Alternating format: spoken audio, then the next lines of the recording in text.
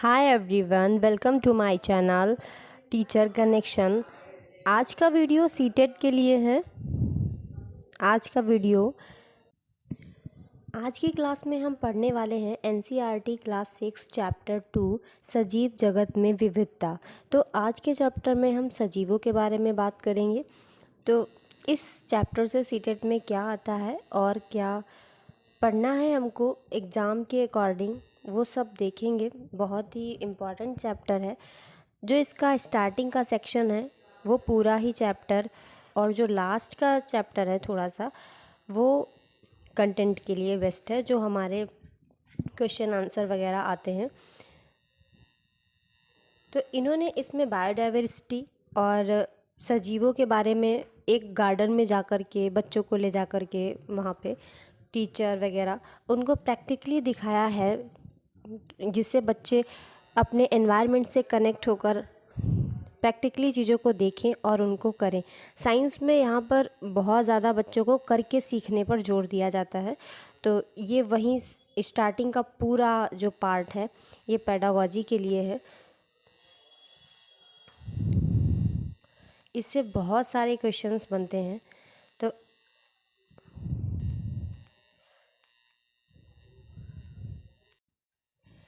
हम इस चैप्टर को वहाँ से रीड करेंगे जहाँ से हमारे एग्ज़ाम में क्वेश्चंस आते हैं। तो स्टार्ट करते हैं। साग, झाड़ियाँ और वृक्ष। इस चैप्टर में यहाँ से एकदम इम्पॉर्टेंट है, हमारे एग्ज़ाम में यहाँ से बहुत सारे क्वेश्चंस बनते हैं स्टेटमेंट में। तो साग क्या होता है, झाड़ी क्या होता है, वृक्ष क्या होता है। साग का जो तना है वो एकदम कोमल होता है और वो हरे रंग के होते हैं। इनमें बहुत सारी शाखाएं, टहनियाँ होती हैं। एग्ज़ाम्पल जैसे कि धनिया साग में आएगा, गेहूँ साग में आएगा, धान, केला, टमाटर, तुलसी। आप देखिए इसमें साग दिया हुआ है, टमाटर। जो हमारा अगला है वो है झाड़ी।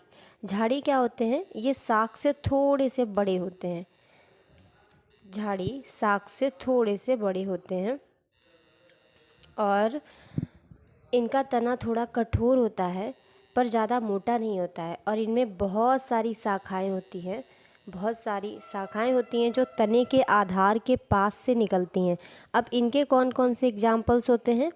इनके एग्जाम्पल्स हैं गुलाब,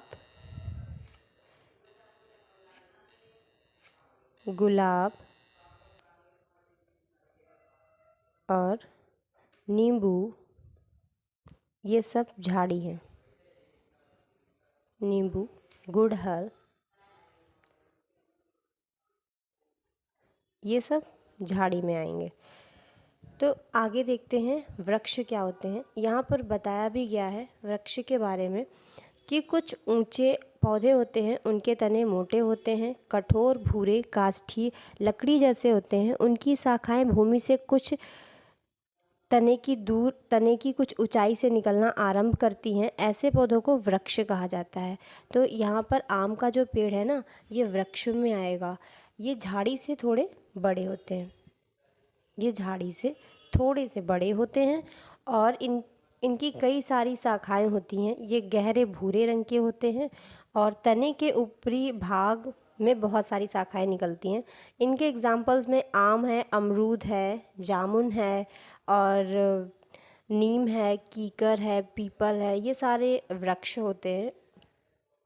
अब आपको बताऊं, वृक्ष को भी दो पार्ट में डिवाइड करते हैं। कुछ वृक्ष होते हैं विसर्पी लता जैसे, कुछ मतलब पेड़ होते हैं, पौधे होते हैं। पौधों को हम दो भागों में डिवाइड करते हैं, विसर्पी लता। तो यहाँ पर हम पौधों को दो पार्ट में डिवाइड करते हैं। एक पार्ट होता है विसर्पी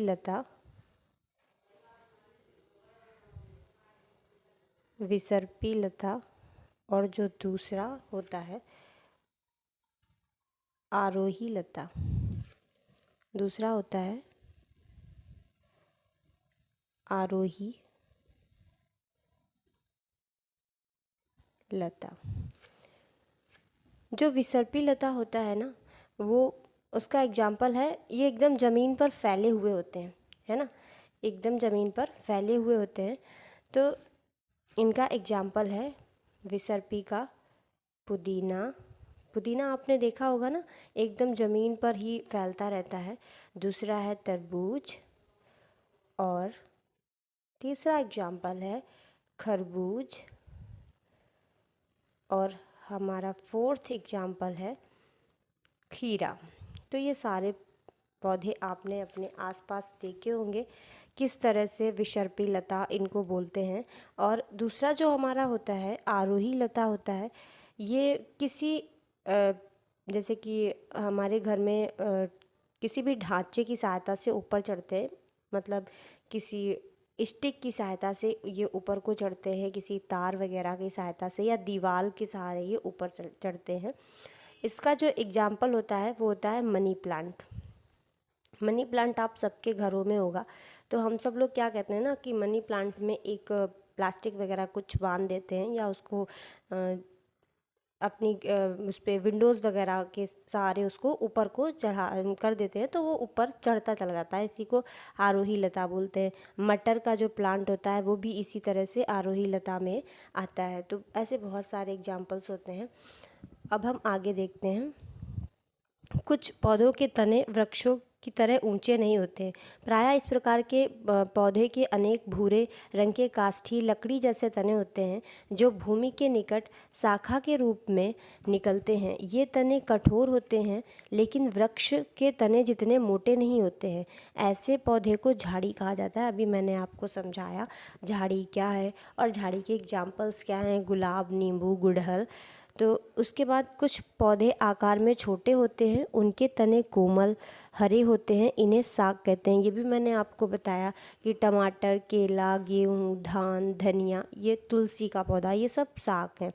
कुछ तने दुर्बल होते हैं, कुछ पौधे के तने जो होते हैं ना वो दुर्बल होते हैं। ऊपर चढ़ने और बढ़ने के लिए इन्हें सहारे की ज़रूरत होती है। इन्हें आरोही लता कहते हैं। देखिए क्लाइंबर्स, मैंने अभी आपको समझा दिया, मनी प्लांट, मटर आरोही हैं। कुछ पौधे भूमि की सतह पर फैल कर बढ़ते हैं, उन्हें विसर्पी लता कहते हैं। क्रीपर, अभी मैंने आपको क्लाइंबर और क्रीपर दोनों को बताया है। पुदीना, तरबूज, खरबूजा, ये सब क्रीपर होते हैं। अब आगे बढ़ते हैं। ये बहुत ही इम्पॉर्टेंट है। जालिका रूपी सिरा विन्यास युक्त गुड़हल की पत्ती, समांतर सिरा विन्यास युक्त केले की पत्ती, समांतर सिरा विन्यास युक्त घास की पत्ती। अब इन पत्तियों का यहाँ पर क्या मतलब है और यहाँ पर एग्जाम में कैसे क्वेश्चंस बनते हैं, आइए देखते हैं। देखिए, आप पौधों की पत्तियों पर पतली रेखाएं देख सकते हैं। तो यहाँ पर ये देखेंगे पतली रेखाएं हैं, यहाँ पर पतली रेखाएं हैं इस तरह से, ये जो है। और इन पतली रेखाओं को क्या कहते हैं, सिराएं कहते हैं। सिराओं द्वारा दर्शाए गए पैटर्न को सिरा विन्यास कहते हैं। तो ये जो पैटर्न बना हुआ है, इस तरीके का ये जो एक पैटर्न बना हुआ है सिराओं के द्वारा, इसको सिरा विन्यास कहते हैं। आप कुछ पत्तियों में मोटी मध्य सिरा के दोनों ओर सिराओं का एक जाल जैसा पैटर्न देख सकते हैं इस तरीके से। जाल जैसे पैटर्न को हम क्या बोलते हैं, जालिका रूपी सिरा विन्यास। उदाहरण के लिए गुड़हल की पत्ती है ना, जालिका रूपी सिरा विन्यास। कुछ पत्तियों में सिराएं समांतर चलती हैं, जिसे हम समांतर सिरा विन्यास कहते हैं, जिसे हम समांतर सिरा विन्यास कहते हैं। उदाहरण के लिए केले और घास की पत्तियां समांतर सिरा विन्यास को प्रदर्शित करती हैं। सिरा विन्यास के आधार पर यहाँ पौधों के समूह बनाए जा सकते हैं। ठीक है, अब मैं आपको ये समझाती हूँ कि ये पत्तियाँ और सिरा विन्यास ये सब क्या है। ओके, देखिएगा, पत्तियों के ऊपर जो हमें रेखाएं दिखाई देती हैं ना, उन्हें सिरा कहा जाता है। सिराओं की जो व्यवस्था है और जो सजावट है, सिराओं की जो व्यवस्था है, सजावट है, इसको हम क्या बोलते हैं, सिरा विन्यास कहते हैं। सिरा विन्यास भी दो प्रकार का होता है। पहला सिरा विन्यास जालिका रूपी सिरा विन्यास होता है और दूसरा सिरा विन्यास समांतर सिरा विन्यास होता है। तो पहला वाला जालिका रूपी, दूसरा वाला समांतर सिरा विन्यास होता है। ओके, आप यहाँ डायग्राम में देख रहे हैं कि जालिका रूपी गुड़हल की पत्ती में और समांतर केले और घास की पत्तियों में दिख रहा है।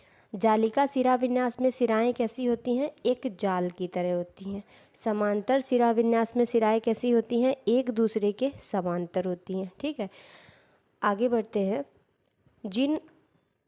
जिन पौधों की पत्तियों में जालिका रूपी सिरा विन्यास होता है ना, उन पौधों की जड़ें मूसला जड़ें होती हैं। ये आपको अभी आगे पता चलेगा, इसी चैप्टर में दिया हुआ है। जिन पौधों की पत्तियों में जालिका रूपी सिरा विन्यास होती हैं, उनकी जो जड़ होती है वो मूसला जड़ होती है।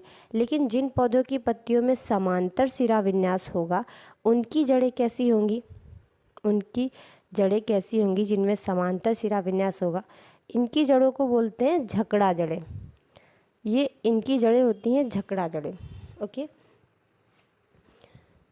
तो जो मूसला जड़ होती है जालिका रूपी सिरा विन्यास, इनके कौन कौन से एग्जाम्पल्स होते हैं? किन किन पेड़ों में, पौधों में जालिका रूपी सिरा विन्यास होगा और उनकी जड़ें मूसला होंगी? तो पहला है नीम। नीम की पत्तियां जो होंगी आपने देखी होंगी, जालिका रूपी सिरा विन्यास और जड़ मूसला। दूसरा है पीपल, जालिका रूपी सिरा विन्यास का एग्जाम्पल।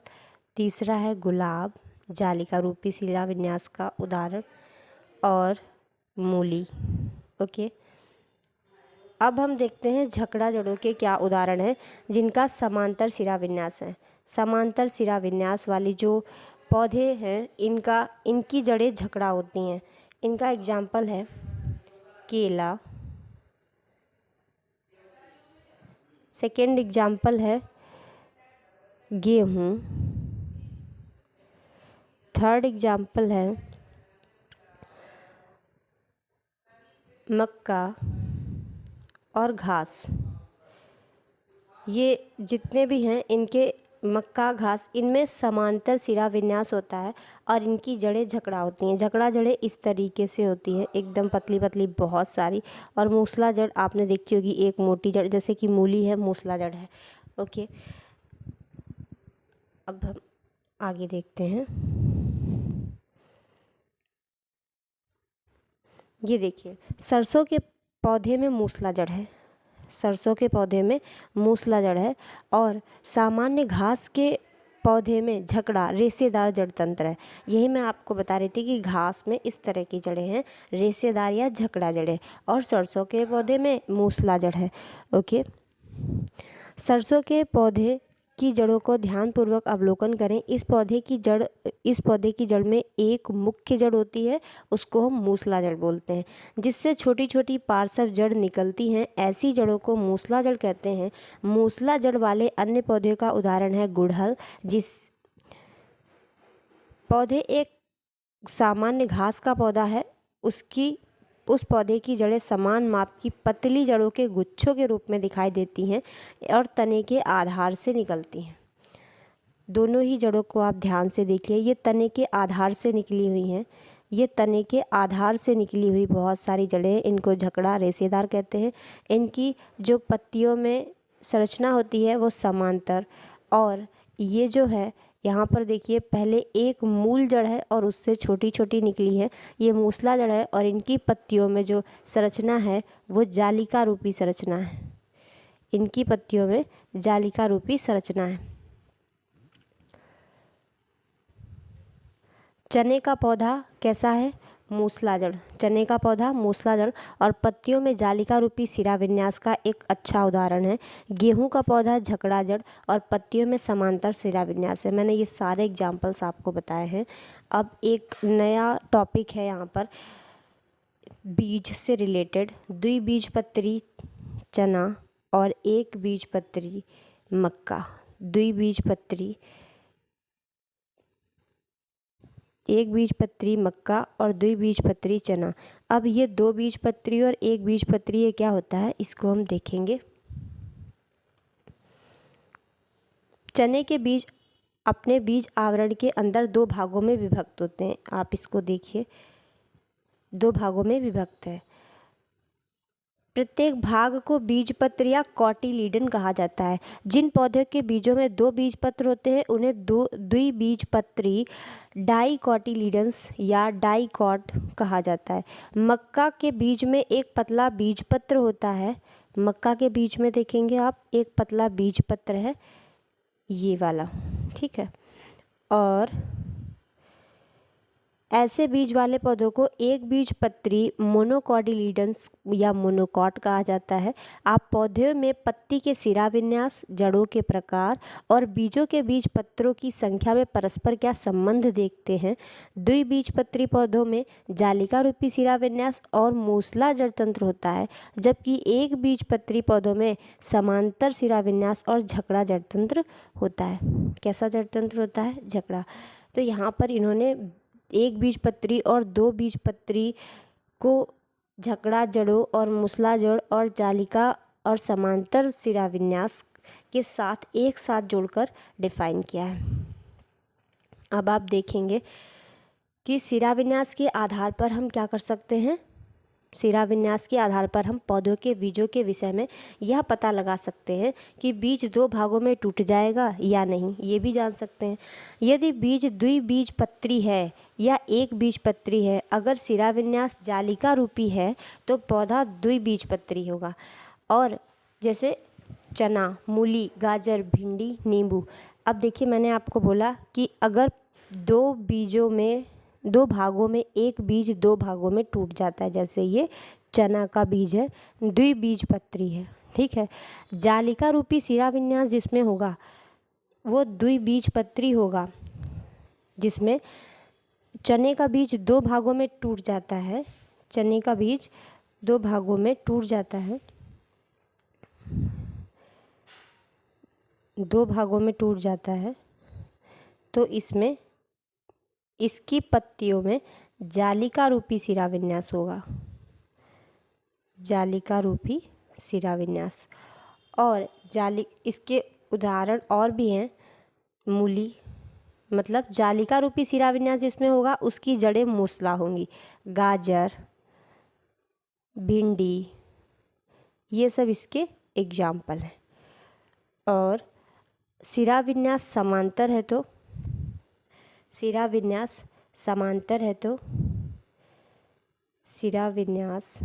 समांतर है तो पौधा एक बीजपत्री होगा। सिरा विन्यास समांतर है, पौधा एक बीजपत्री होगा, जैसे आप मक्का का देख रहे हैं। और इसकी जड़ें कैसी होंगी? रेशेदार, झकड़ा जड़ें होंगी। इसमें कौन कौन से उदाहरण हैं? मक्का जो आप देख रहे हैं, और गेहूँ, प्याज, लहसुन,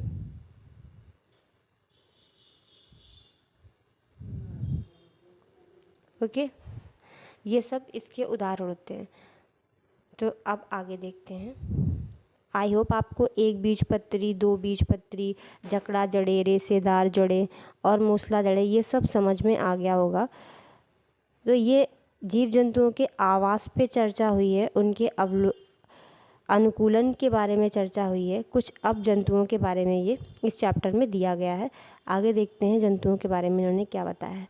विभिन्न जंतुओं में अलग अलग प्रकार की गति होती है। कुछ जंतु उड़ सकते हैं, कुछ दौड़ सकते हैं, कुछ रेंग सकते हैं, कुछ चल सकते हैं, कूद या फांद सकते हैं। ये जंतु एक स्थान से दूसरे स्थान तक जाने के लिए शरीर के विभिन्न अंगों का उपयोग करते हैं। इनके पास पंख, पैर, दूसरे अंग हो सकते हैं, इन्हें चलने में सहायता करते हैं।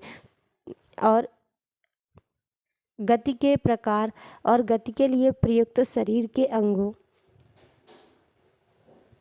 के आधार पर जंतुओं को पहचानना। हम जंतुओं को उनकी गति के आधार पर समूहों में कैसे बांट सकते हैं। इसके अतिरिक्त अनेक जंतु आकृति, आकार, संरचना, रंग एवं अन्य विशेषताओं में एक दूसरे से भिन्न होते हैं। इनमें से कुछ विशेषताओं का उपयोग विभिन्न प्रकार के जंतुओं के समूह बनाने के लिए किया जा सकता है। पौधों की भांति जंतुओं के समूह बनाना उनकी विविधता को समझने के लिए ज़रूरी है। अब देखिए इन्होंने एक वैज्ञानिक का नाम दिया है जिनका नाम है जानकी अम्माल। जानकी अम्माल इनका जो जानकी अम्माल का जो बर्थ हुआ था वो 1897 में हुआ था और 1984 तक इन्होंने ये एक भारतीय वनस्पति शास्त्री थी जो पर्यावरण संबंधी कार्यों के प्रति समर्पित थी। इन्होंने भारत के पौधों की समृद्ध जैव विविधता का प्रलेखन और संरक्षण करने में सहायता की है। उन्होंने साइलेंट वैली बचाओ आंदोलन में महत्वपूर्ण भूमिका निभाई है। भारतीय वनस्पति सर्वेक्षण प्रमुख रूप से उन्होंने भारत की विविधता का प्रलेखीकरण करने के लिए कार्यक्रमों की शुरुआत की है। तो ये फैक्ट के रूप में पूछ लिया जाता है, ये भी इम्पॉर्टेंट होते हैं। और एक और है साइलेंट वैली बचाओ आंदोलन, किस तरीके से इस आंदोलन में इन्होंने साइलेंट वैली को बचाया, क्या किया, इनका जो भी स्ट्रगल रहा वो यहाँ पर बताया गया है। आगे देखते हैं। मछली और बकरी को लेते हैं। यहाँ पर एक एग्जाम्पल में मछली और बकरी को लेते हैं। मछली जल में रहती है और जल में गति करने के लिए इसके पास क्या होता है, धारा रेखित स्ट्रीम लाइंड शरीर और पंख फिन होते हैं। मछली कैसे गति करती है जल में, धारा रेखित स्ट्रीम लाइंड उसके शरीर और पंख फिन होते हैं जिससे वो जल में गति कर पाती है। बकरी घास वाले क्षेत्र में रहती है और टांगों की सहायता से चलती है। जंतुओं के आकार एवं आकृति भी एक दूसरे से भिन्न होते हैं। मछली अपने पंखों की सहायता से पानी में तैरती है और बकरी अपनी टांगों की सहायता से भूमि पर चलती है। एक्चुअली यहाँ पर इन्होंने ये बताया है कि हमारा अनुकूलन, यहाँ पर अनुकूलन एक टॉपिक होता है, अनुकूलन और स्थानवास का, स्थानवास कि कौन सा जंतु किस प्रकार प्रकृति के साथ अनुकूलन करके रहता है। सजीवों के बारे में इसमें चर्चा की गई थी, जैसे कि इस चैप्टर का नेम था, तो उसी अकॉर्डिंग इसमें बताया गया है कि जीवों को विशेष परिवेश में जो भी लक्षण होते हैं वो जीवों को विशेष परिवेश में रहने लायक बनाते हैं, उसको हम एडॉप्टेशन अनुकूलन कहते हैं। जिस परिवेश में जीव रहते हैं उसको हम स्थानवास कहते हैं। तो अनुकूलन किसे कहते हैं कि वो अभिलक्षण जो जीव को विशेष वो अभिलक्षण जो जीवों को विशेष परिवेश में रहने लायक बनाते हैं।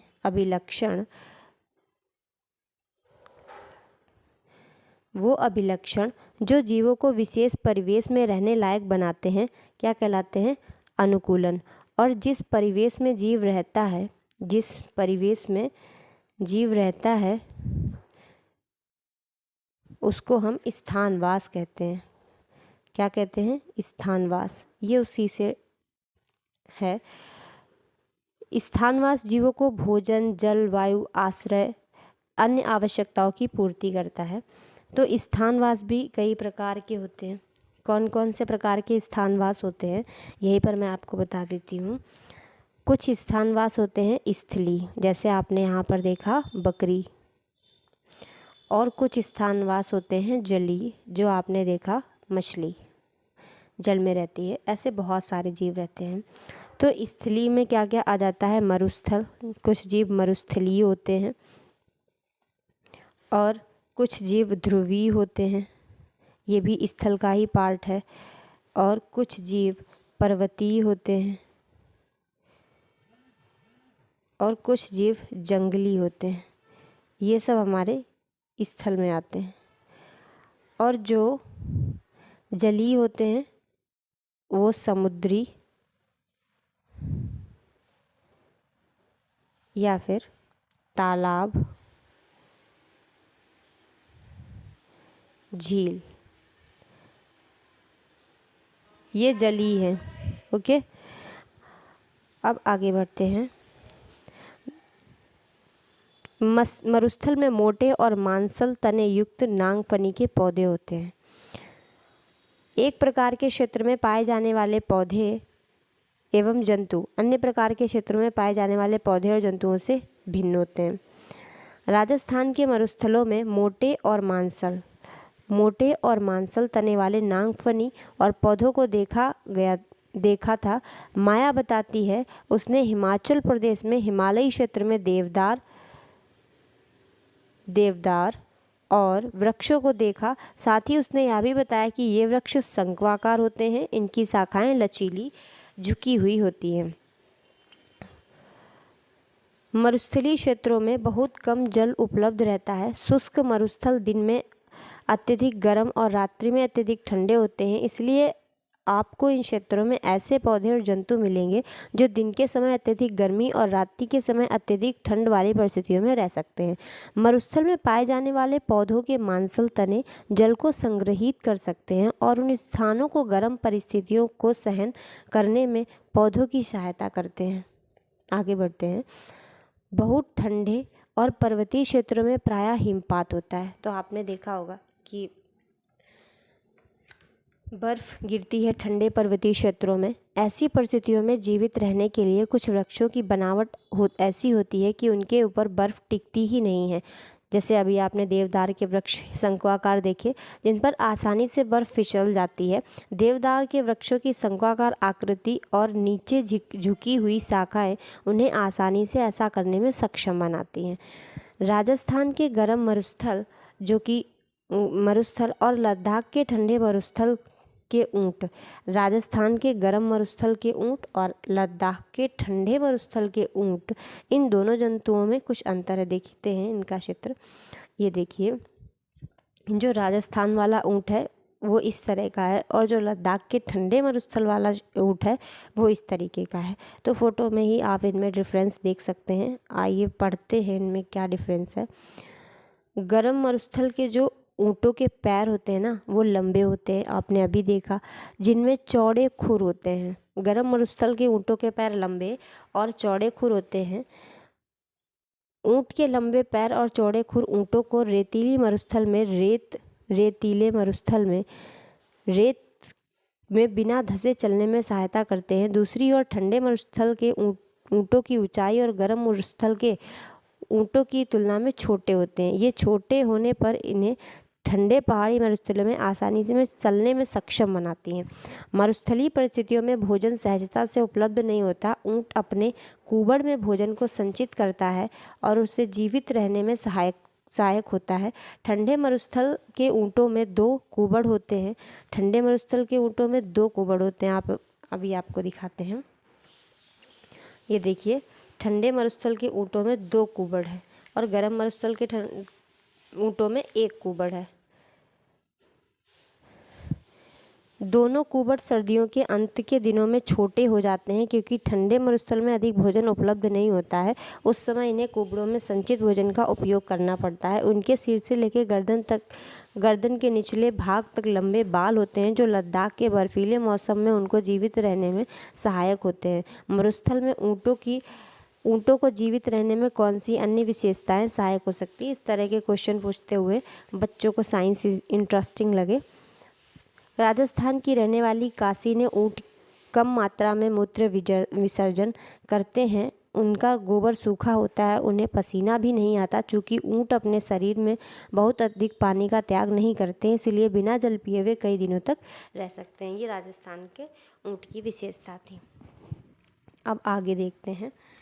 माया ने नीलगिरी के 16 वन में देखे खूबसूरत लाल फूलों वाले बुरांस। इसका वैज्ञानिक नाम है रोडोडेंड्रॉन। उसने बताया कि बुरांस की ऊंचाई कम होती है, उनके पत्ते छोटे होते हैं ताकि वे पहाड़ी की चोटियों पर तेज हवाओं में जीवित रह सके। सिक्किम की रहने वाली पेमा ने बताया कि उसने पास के पहाड़ों में बुरांस के लंबे पौधे देखे, इसीलिए भिन्न क्षेत्रों में पाए जाने वाले बुरांस के पौधे भी उन क्षेत्रों में जीवित रहने के लिए विभिन्न विशेषताएं प्रदर्शित करते हैं। ऊँट ही नहीं बल्कि पौधे भी हैं जो इस एक ही नाम से है। और देखिए, ये भी बुरांस का पौधा है, ये नीलगिरी में है और ये सिक्किम में बुरांस है। दोनों ही अपने क्षेत्र के अकॉर्डिंग भिन्न है। माता पिता के साथ सागर गया था। उसने अंडमान और निकोबार द्वीप समूह देखा। वहाँ उसने महासागर में विशाल व्हेल और रंगीन मछलियों को देखा। उसके पिता ने उसे समझाया था कि मछलियों का धारारेखित शरीर उनके लिए जल में तैरना आसान बना देता है। किसी विशेष क्षेत्र में पाए जाने वाले पौधे और जंतुओं को अपनी विशिष्ट विशेषताएं होती हैं जो उन्हें वहां जीवित रहने के लिए सक्षम बनाती हैं।